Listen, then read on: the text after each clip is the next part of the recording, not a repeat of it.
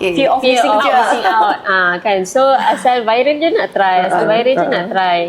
Even kadang-kadang saya pun dapat soalan jugalah daripada TikTok ke apa, diorang macam tanya, boleh tak saya nak pakai produk ni, produk viral lah, boleh tak saya nak pakai produk ni, boleh tak saya nak pakai produk tu. And then saya akan cakap, ikut your punya skin type, Skin needs lah. Skin needs lah. Apa yang skin you perlukan. Macam ada seorang tu tanya, kulit saya oily. So kalau oily skin, I akan recommend lah pakai niacinamide ke, salicylic acid ke. So you need to cater your problem dulu, selesaikan your skin problem dulu, and then kalau kulit you dah okay, so you boleh lah nak try other things ke, tapi you kena make sure your skin betul-betul sihat dulu. Okay, so dari side Miss macam mana? Apa common mistakes?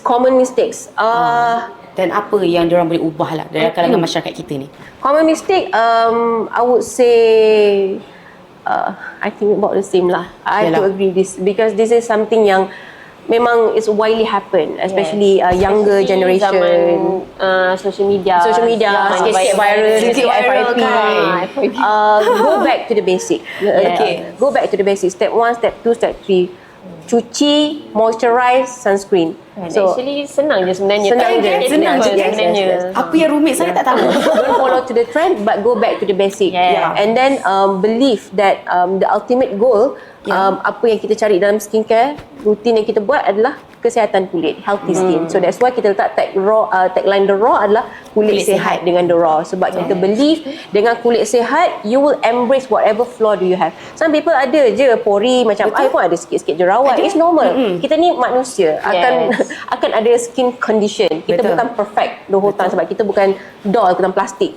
So it's okay to have that imperfection, but as long kulit kita normal and healthy, and its function as anatomically skin. Macam mana kulit berfungsi sebagai anatomi skin lah. Dia tak buat benda-benda lain lah.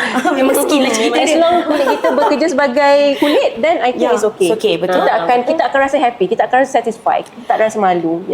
Alright, okay. So, as we wrap up, okay, Miss and Puan, what is the top lah? Kita bagilah balik.